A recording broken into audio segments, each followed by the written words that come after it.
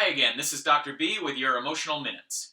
Now, today we're talking about helpful ways to regulate your emotions. And like I said in the last episode, a lot of times how you might deal with emotions may really depend on that context and what's happening because every situation can be different.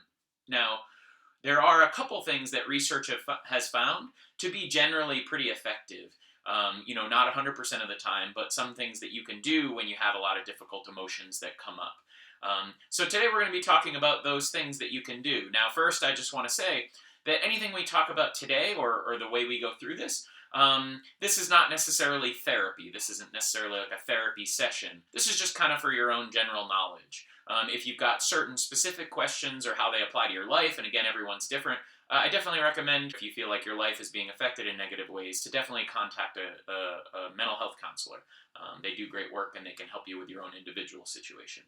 So some of the ways to deal with emotions generally effectively.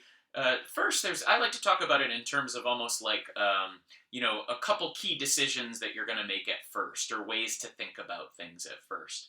So the first thing is generally going to be if you have a situation that's really emotionally distressing. The first thing is going to center around how much control you have over the situation. So that's really the first question. And if there is some control, then there's actually been research to find that people do pretty well when they actually do things to try to affect that situation.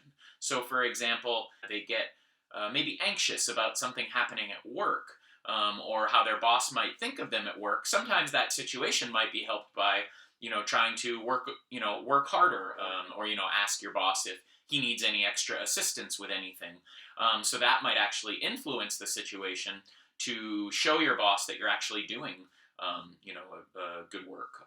Or maybe that's a situation with family members. You might be really stressed. Maybe you've got a lot of responsibilities, and maybe part of that is asking someone, a spouse or another family member, if they can help you with that. And if they're able to, then that might actually bring down your stress because then you're able to get some support.